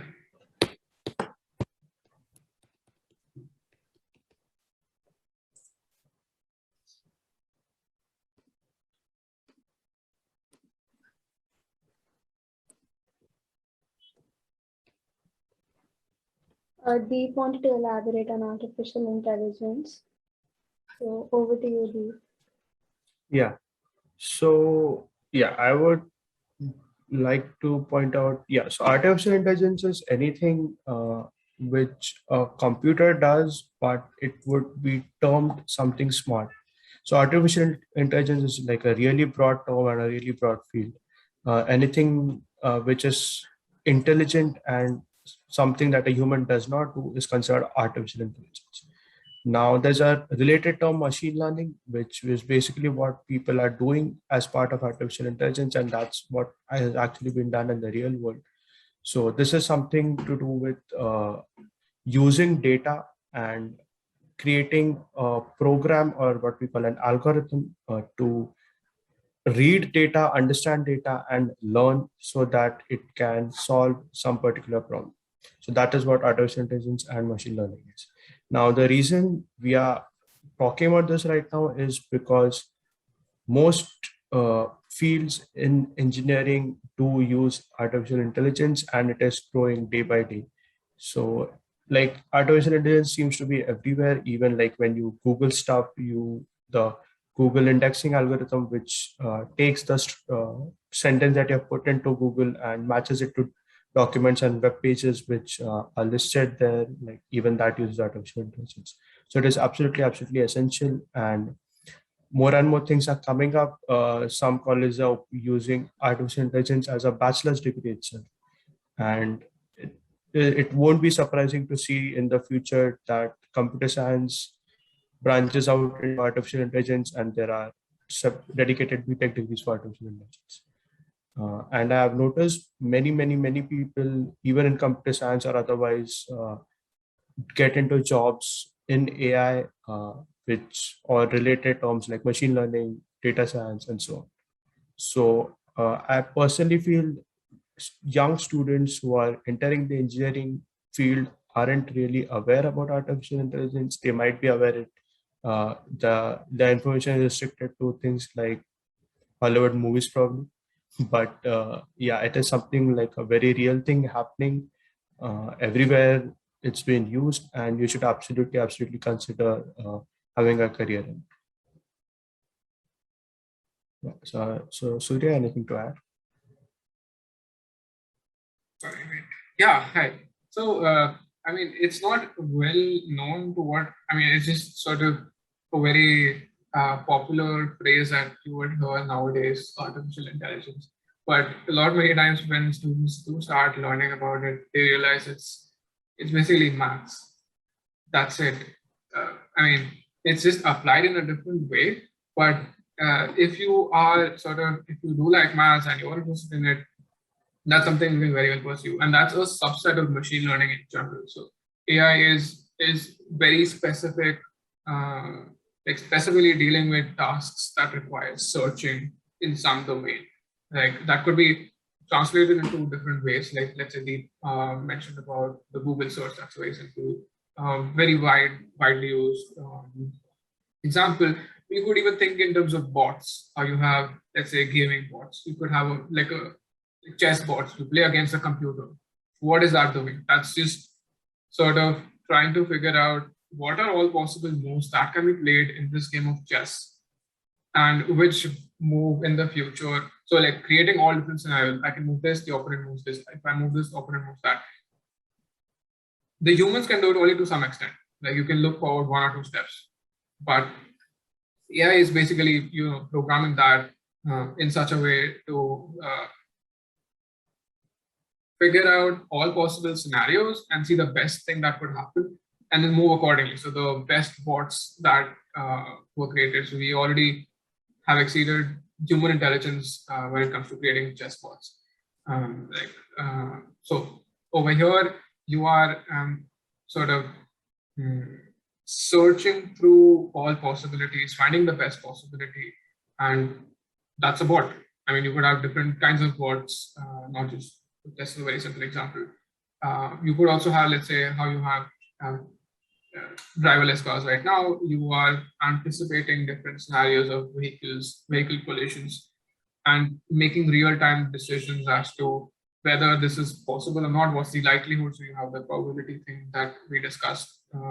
Some amount of probability knowledge is also required, and statistics, of course, where you try to model these real-world scenarios into mathematical models and figure out what's the best course of action that one should take, which is the bot in this case, or maybe a car, or any physical machine. It need not be a physical machine. It could be just a simple piece of code also, like searching on Google. That's not really moving any machines physically, but that's just sort of this gives you a brief idea of what exactly artificial intelligence deals with nowadays.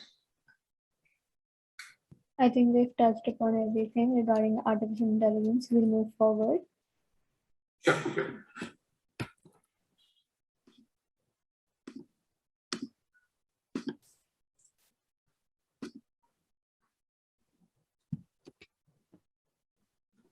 Yes, computer science. So Surya, would you like to elaborate?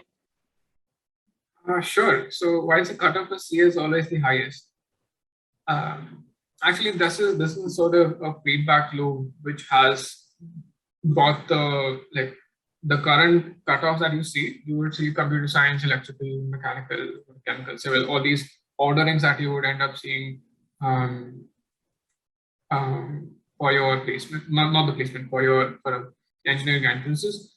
That is based upon how the sort of courses worked out for people who passed out a few years before you. So a very simple reason for this is greater number of opportunities and better pay. That's basically it. So I mean, it's not that other engineering specializations are not interesting. There are interesting stuff, interesting things going on in all facets of engineering. But specific to the Indian context, you would have the maximum number of opportunities in computer science. And not just in computer science, there are even allied fields which are very upcoming. So let's say when I entered college, there was a field of mathematics and computing that was more focused towards maths, very little towards computer science, which was just started off a few years back. And the most preferred is computer science, then there was electrical, then there was mathematics, computing, and so on. That's the hierarchy that was set up, I think 5-6 years back. But eventually what happened is, as and when people realized that mathematics and computing was one of the departments which got very good placements, so people got a lot many opportunities, they were sort of good at math as well as computer science, and that's what the market perceived as to be very valuable. The rankings or the cutoffs started getting higher and higher for mathematics and computing, even higher than electrical engineering for that matter, at least in IIT Delhi. So, I mean, this is purely a feedback loop that is dictating where the cutoff would lie every year, and this sort of keeps changing.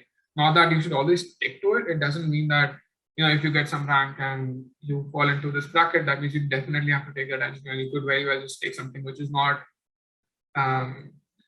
that popular among the other peer group. So, for instance, we have in IIT, we have a course of biotechnology and biochemical engineering. That's one of the last cutoffs, that has one of the last cutoffs right before some textile engineering courses. So it might seem that this is not a relevant course. That's also true to some extent, because in India, we do not have many opportunities in the biotechnology space. But if one was to move to the US or to Europe or elsewhere where you do have those opportunities, that's probably one of the highest paid fields right after technology, computer science.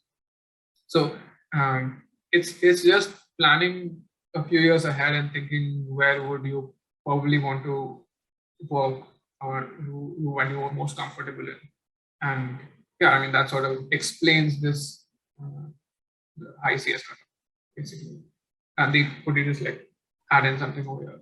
Yeah, like you said, it's ultimately demand and supply, and that's how capitalism works. So you have jobs in CS, so you have a kind of a shortage of good students, good computer scientists. So the jobs end up being high paying, and since they're high paying jobs, students want to go into the CS field, and since a lot of students want to go into the CS field, the cutoffs for CS are high. So that's just how it's worked, because today the technology has gone to a point where absolutely everything is done through a computer. So yeah, computer science is highly relevant right now. But that shouldn't be discouraging you. If you want to do CS, you will definitely be able to do CS. It might be in some different college, it might be in the form of minor. But so if you're absolutely sure you want to do CS, don't let the cutoff scare you. Just be sure that anyone who ever wanted to be a computer scientist can be a computer scientist. Yeah, that being said, is there anything else you all want to add? I think it's fine. We can just continue. Yeah, let's continue.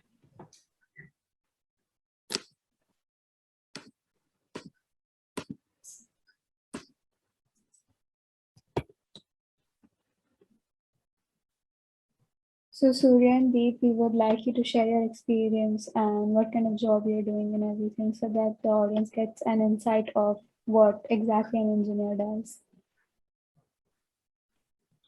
Sure. I think Deep, could you just start, you just sort of started a new phase altogether. I think that'd be very Yeah, interesting. sure. So I would talk about the job that I was doing just before I started this master's program.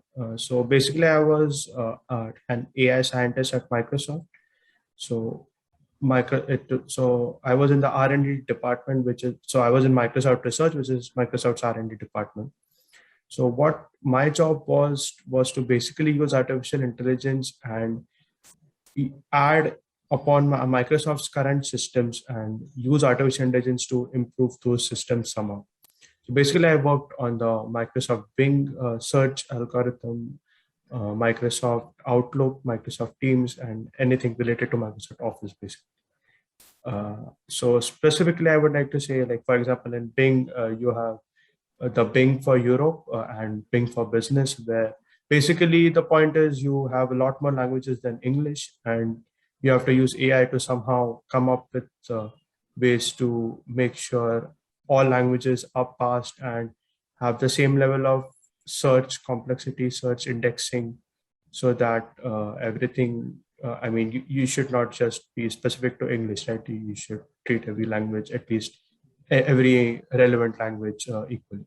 Especially in Europe, that's a problem because it's quite often that you see people don't know English but don't know their local national language. In Microsoft Outlook also, I was doing similar things. I was looking basically using AI to improve the systems.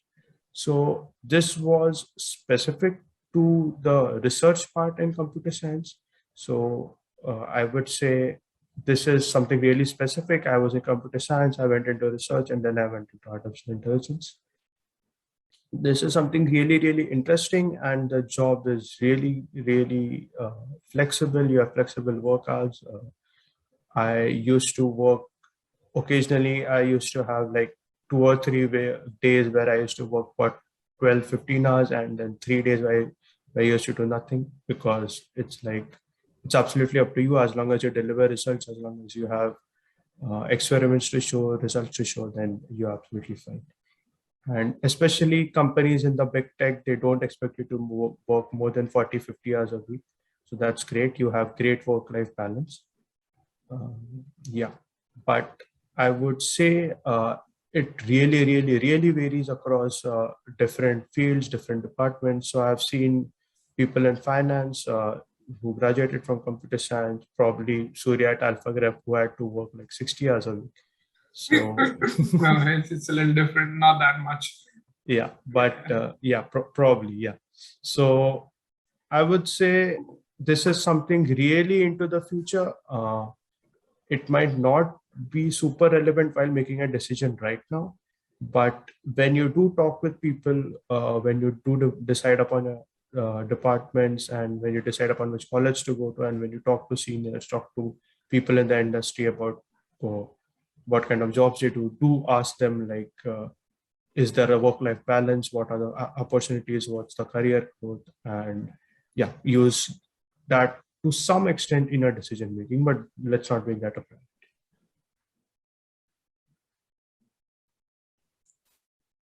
So yeah, anything you would like to add to this? Sure. So life of an engineer, it's like, I should say, it sort of begins right from when you enter college. The end thing is like, anyway, it's gonna take its course, but in the beginning, so you would have sort of the most interesting bits of your engineering would probably be your internships, if at all you get a chance to go somewhere outside the country. So it's a very common thing that right after the second year and third year are to we have summer vacations for about 2.5 months in all colleges. That's a standard. And that's not really a vacation where you go home and chill. It's more for getting some work experience. So students apply to different colleges or different companies for getting internships. So after my second year, I got the opportunity to go to Finland. There was a university, Aalto University over there, where I was I got a chance to work in their computer vision group. It was just some problem related to indoor localization. Like they were creating a system where you click a picture of some place where you are inside, let's say a mall or a very big indoor space, and it just localizes or figures out where exactly you are inside that location. That's sort of related to machine learning and computer vision that we sort of earlier talked about. Next year, I got to visit Singapore. That was also part of my internship. I went to Nanyang Technological University. There I was working with this system on driverless cars, where we are sort of trying to avoid using any high-tech sensors that you have in these cars nowadays, and just use simple cameras like how Tesla uses, and sort of map yourself by just sort of like how you have Google Maps and you create like using GPS coordinates, we figure out where we are right now. This was a very different approach where you just have images, you take in images from cameras and create a 3D map internally and sort of plot your path in a whole city map that you've created, that is being created by yourself. So, I mean, these kind of opportunities do come in if at all you're interested in research. So in the beginning, I sort of wanted to pursue a PhD that, you know, I like this research and that's what I want to do. But towards the end, I realized that it probably might not be the best for me right now. I mean, those changes do happen when you start off. And I wanted to get into industries and not really sit inside a lab environment and do research for like 4 or 5 years along with the same professor. So I later on switched to the industry. I interned at a high frequency trading firm, and I've also joined a high frequency trading firm right now. So the kind of role that I'm working on is related to computer science purely. So I do not do anything which is like non-tech in nature. I work on developing some infrastructure systems for these companies. This high frequency trading is where like you're familiar with the stock market. You have people buying shares and selling shares, and the price keeps moving here and there. These companies are the ones who trade against you. Like when you go to the market, there are always sellers available. You can always sell your shares no matter what and buy it at any point of time. That's possible because there is sort of, I mean, I don't want to get into the technical jargon, but these companies basically trade shares at a very high, a very low sort of low latency differences. You sell it all within the span of a few microseconds, and that requires extremely sort of state-of-the-art hardware and software, which enables you to optimize to the maximum possible level that one can think of. So I sort of just develop tools and setting up the infrastructure that enables this company in particular to like do this trading and make money across all markets. It's just a money minting process. If you do not have a product, it's a very different role altogether. But the only thing that matters over here is that you get to use your computer science skills that you learned during your 4 years of college. So like everything that you study in your textbook is actually getting applied in real life instead of just, you know, being pushed aside. And yeah, working hours are not that much. So there's a bit of a difference between core tech versus this financial technology thing. So it can so happen that if something breaks down at 5 in the morning, I probably might be the only one in the whole company who's responsible for that, and no one else knows how to fix it. So I need to get up at 5 in the morning and fix that, or just, you know, make changes so that, you know, our team doesn't end up losing thousands of dollars just because I didn't respond to that issue. So it's sort of a very high stakes game, but the trade-off is that they pay you well.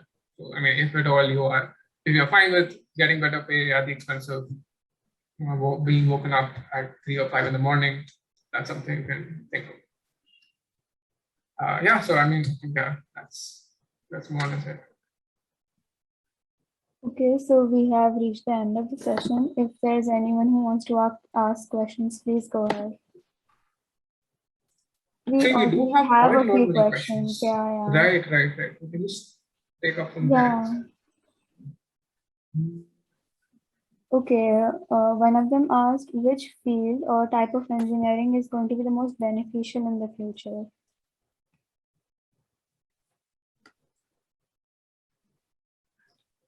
Great question. In the future, I think this is something that keeps evolving over time. So right now we do see computer science as one of the being in the forefront of technology. Now that developments aren't happening anywhere else, you have new research going on in all departments. But it's just that the pace of developments in this field is much greater than what you have in the other fields.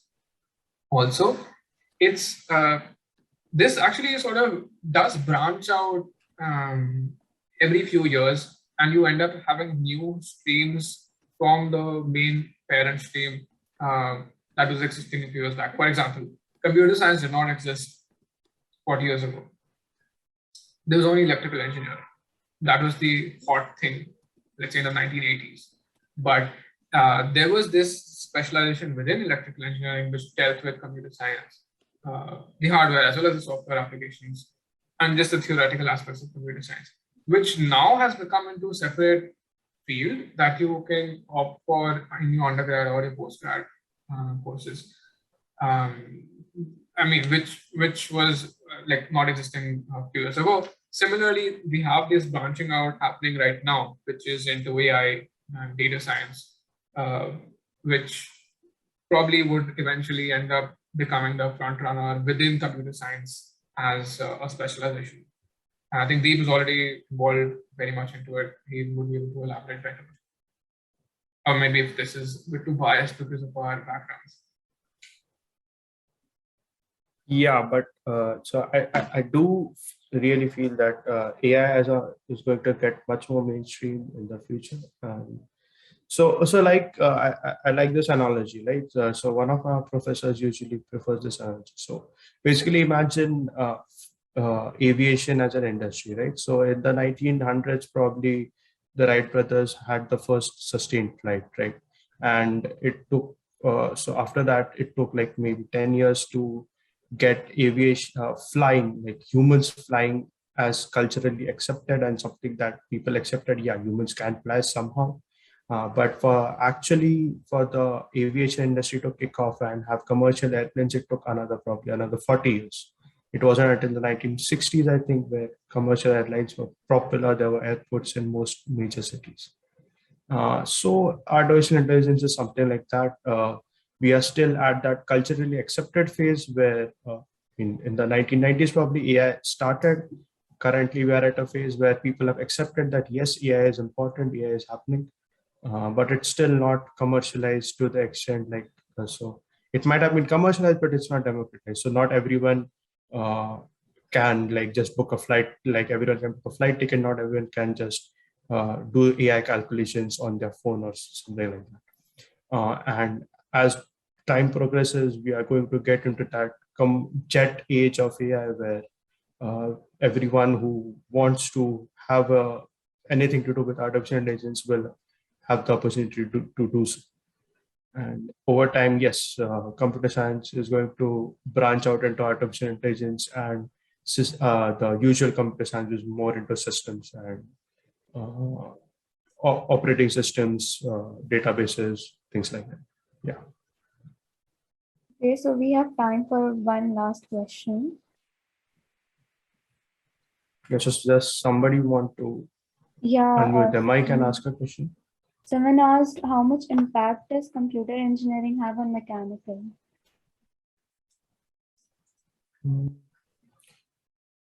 So mechanical does involve in this days like a lot of coding compared to what it might have been 20, 30 years ago. So for example, when you want to drive these big machines, right? Something we call as CNC machines, where you want to engineer a particular part, cut it in a specific way. You have to know certain code and you have to program the machine using that programming language so that it understands how you want the part to be cut, how you want it to be welded, or things like that. So computer science, or at least programming in general is coming up as a tool, and going into all sorts of engineering fields. So, and almost everyone I know, by the time you graduate in the 4th year, has done programming in some form or the other, and at least are programmers in some sense. So computer science is also coming up as a tool rather than just as a department within engineering. Surya, anything to add to that? Yeah, I think that's very nicely put. We after the initial development that we already have in computer science, it's mostly the application of computer science to different branches that's going to flourish now. So, for instance, we do have capability of having biological simulations. So, like protein chain folding, unfolding simulations is something that was not possible till a few years back, and now we can do that in code. Like we have code, we have written programs which can simulate those things. Now, till now, let's say you have some research going on in the field of biochemistry or any field of anything that requires some sort of experimentation. And now that we have capability of simulating those experiments in a computer, it just saves a bunch of time and resources. You don't have to actually get into the petri dish, put in those reagents, and then wait for the reaction to happen over, let's say, a few days, and then get the results. You can, like, that's how we are going to fast pace, use those applications across a bunch of industries and then improve whatever issues they were having till now. So I think every branch that you take would have some component of or some applicability of computer science into it. So it's not that you are stuck if you are somewhere which is not directly in the mainstream computer science domain. Sure, I think we do have a few minutes in case we can take up the remaining questions. Yeah, that's not a problem. Yeah, sure. Yeah. So we can just rush through quickly. How did you get to know which engineering field is better for you? I think this we already answered in the last 1.5 months. You ask people and get to know what's better for you based on the people's experiences. Does IQ matter a lot in GE? Not really. I mean, it's good if you have if you have a good IQ, but that's not really a very direct translation into a JE rank. Not the best IQ person might not be the one who gets the best JE rank. You need perseverance, you need hard work, you need to have that stamina of like sitting through the hours of workload, studying, even though students like your friends might be partying here and there. You like just that sort of discipline is something that is very important, not just simply your IQ or innate knowledge. Performance computer, that's done. And advice on cracking J, I think like we again have already touched this, not starting off before 11th. That's just susceptible to you having a drain out. Just start off at 11th, get into a coaching class. You don't really need to think much about how to prepare. It's all planned. Every year, those guys, the coaching institutes, turn out like students, rankers of rankers, and the whole mechanism is set in place. The only thing that you need to do is follow that path and be diligent in whatever is to be done. And I think that would lead you where you want to be. Astrophysics is a stable branch in India. I think I'm not the right person to answer this. I do not know much about the opportunities in astrophysics. Deep, in case you have any insights on this. It's in fact it's even better. It's a growing branch, right? It's not just stable, it's growing right now. So at least in the next 5-10 years, yeah, definitely.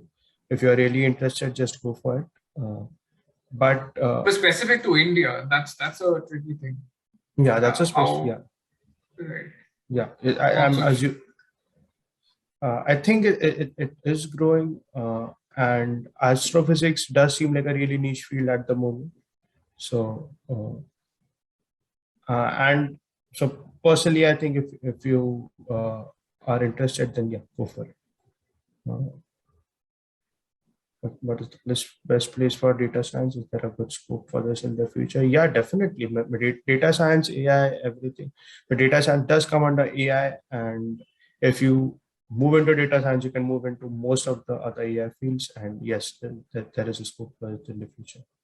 But I wanted to. See, we did not touch upon a few colleges over here. So when you ask about best place for data science, you can very well take in the best places for computer science. Those are sort of go hand in hand. There are also institutes like IIITs, which are solely focused on information technology. So IIIT Hyderabad, you have here in Delhi. Those are different names. It's just IIIT is a combination of both of those, which are really good colleges. And I think you should sort of consider those. They just get sidelined to computer science, data science. Yeah, IIITs are really, really great places to be. And not many people know about it in advance because we just normally talk about general engineering colleges, BITS, IITs, and ITs. Those IIITs are actually better than quite a lot many IITs also if you just talk about computer science or even data science for this one. All of the engineering subjects, where was a strong preference? Which branch should I take? There is no generic branch as such. It's not like you can. I think there might be some obscure colleges offering general engineering as a course, but I mean, that's not in the mainstream at all. We pick something or the other. You can actually, I think BITS offer this. So BITS does have this thing where if you get into a dual degree program in BITS, any of the BITS Pilanis, you choose your master's course first. So like based on the rank list, you get like your master's specialized in frozen. Your bachelor's course is still not frozen till the end of the first year. So I mean, that's also subject to your scores in the first year, but you can enter into the college and then after the first year, just figure out where you want to go and choose that branch. That's, I think, something that you can answer. That's very unconventional, doesn't happen in any other colleges.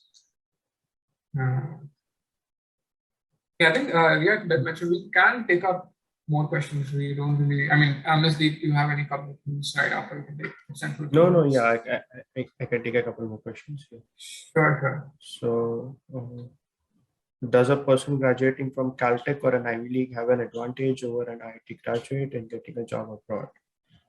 So getting a job abroad has one of the most important things here are the visa requirements. So if you are comparing a candidate from an IIT versus a candidate from an Ivy League, but both of them are international students, then it really depends whether the Ivy League degree is a bachelor's degree or a master's degree. If it's a bachelor's degree and you were on a visa, it wouldn't really matter if you're an IIT graduate or a Ivy League graduate because you would be competing with the same set of visas. And if you're an IIT graduate, you might actually have a better chance if you go for a master's abroad after your bachelor's, because then you have a lot more jobs open and masters. And if you have a master's degree from, let's say, specifically in the US, if you have a master's degree, then you are given preference for work visas over just a bachelor's degree. That degree should be from the US, obviously, but just a master's degree from any college is better when it comes to visas than a bachelor's degree from even an Ivy League college. And I would like to point out that Ivy Leagues, since this is an engineering session, Ivy Leagues are not the really best places to be when it comes to engineering. They might be popular. Caltech, yes, but Ivy Leagues they have a reputation, but they might not be the best places for engineering. You might have to look at colleges which actually are great at engineering, MIT, Stanford, CMU, things like that. We have another question saying, how much time should be given to 12 boards while JEE preparation? As little as possible. Yeah, as little as possible. I mean, you just need to make sure you don't flunk any of the courses because that's a prerequisite for your mains. As long as you are sure you have that passing bar for your JEE qualification. I think it was 75% a few years back. I don't know if it's still the same amount. Yeah, I don't think anyone is ever going to only care about your board score. If you have a great JEE score, if you have a great JEE advanced score, yeah, no one cares about your boards. Okay, so there were a few questions asked by the audience before the session. So is it okay? Like, will you all be able to answer that right now? Yeah, Yeah, sure. I sure. think I already touched upon a few of those, but we can complete the rest also. Okay, so one of them was, what are the options for post-graduation courses after engineering? Right. So I am assuming these are engineering courses. I mean, of course, you can do anything. Basically, all postgraduate courses are open to you. I'm not sure if all is the right answer, but as far as engineering is concerned, and in the Indian context, we have a different exam altogether. So that's like how you have IIT JEE right now. You would be giving GATE. I guess. Right, exactly. So the only difference over there is the examination would be very specific to each department. The JEE is given by all, and you just enter into different colleges and different departments. But for GATE, you would appear for the exam specific to the department that you are aspiring for. So it's and like the preparation is basically the coursework that those guys might have done in their bachelor. So let's say you want to appear for computer science GATE exam, the contents would be basically what computer science undergraduate students learn in their whatever second, third, fourth years. Not even fourth year, the second and third year, just the common courses, the basic stuff, not touching the electives. If you want to go abroad, like it's like an open field. You can enter into any college. Like I think we've already discussed about that. Applying abroad, you need to sort of get a GRE score. That's not mandatory right now, but you appear for a GRE examination, which is the equivalent of SATs that we touched upon in the beginning. Just a benchmark score that is required by quite a lot of many colleges, which is sort of like a minimum requirement. And after that, you have separate college-wise applications where you tell about your internship experiences, your coursework. I mean, that's all in your statement of purpose, as well as your resume, where you elaborate upon who you are as a person and tell about what things you've already done. Deep, would you want to add something specific to post-graduation degree program? Yeah, so I would just like to list a few common options that people take. So there obviously is an MBA option within India or abroad. Then there's a master's in your own specialization or a specialization which is popular at the moment. So I've seen many people get into a master's degree in computer science, master's degree in artificial intelligence, and so on. Then you obviously, some people go for UPSC exams. I mean, it's like a different choice. You were in engineering and now you're going there, but it's like that's the point of engineering. People go to all kinds of things after their graduation. These are the common fields that I've heard of and that I've seen people take, but absolutely everything is open to you, because if you have any post-graduation degree, the only requirement that they would ask is that you have completed a 4-year degree at some college. So yeah, the one thing that I would recommend is do not take 3-year courses, take 4-year courses at least. And then most of everything would be open to you as long as you have the required skills. Right, and also, so 4-year courses, that's a very very important thing that you don't really realize when you start with, let's say, a regular BSc course in some college. But yeah, you should have a 4-year degree.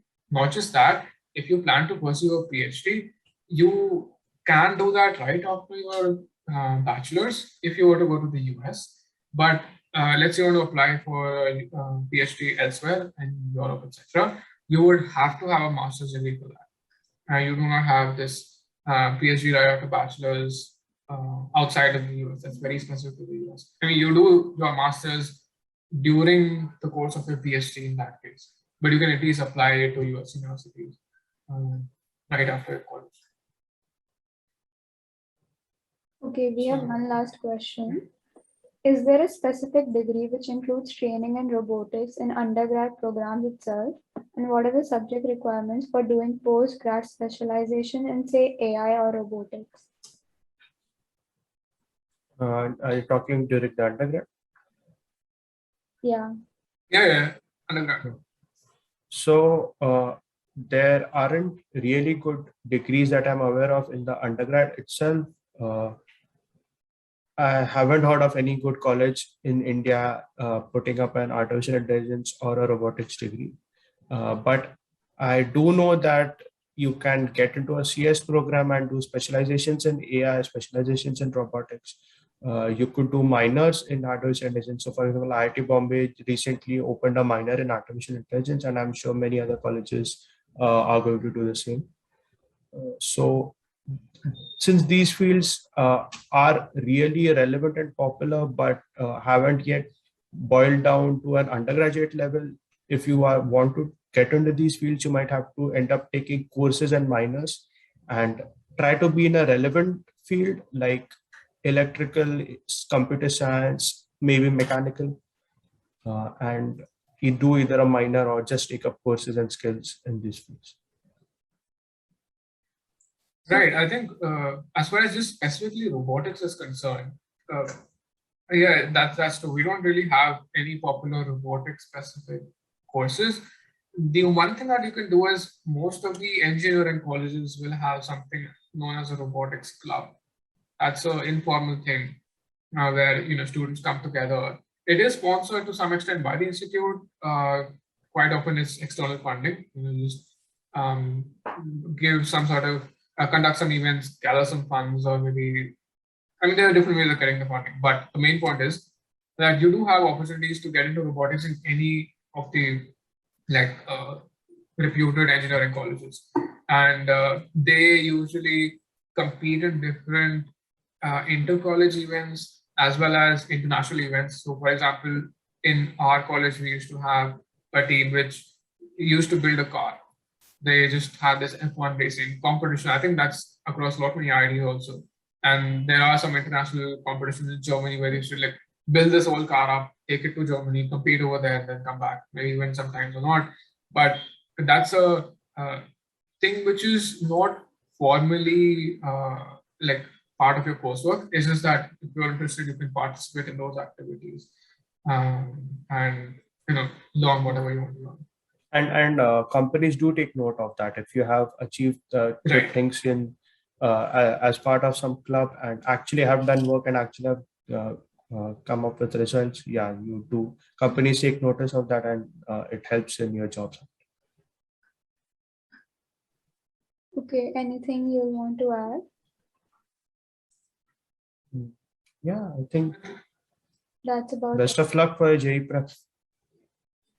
Yeah, definitely. I think it's already started off. If you guys, you still have time on 9th, but all the guys who already started in 11th, I think it's high time that you start off preparing. It's just a matter of 2 years, less than 2 years, before you're done with all the intense studying. It's not as intense at all in your engineering degree. The most that one studies usually is just 11th and 12th. You never study as much anytime after that. It's much sort of relaxed. It's usually in bursts. Like you would have days where you study or intensely just before exams, and that's it. It's not this continuous grind of 2 years. So yeah, I think just make the best out of your time available. Okay, thank you, Surya and Deep. I am sure it helped a lot of people. And thank you everyone for joining. I hope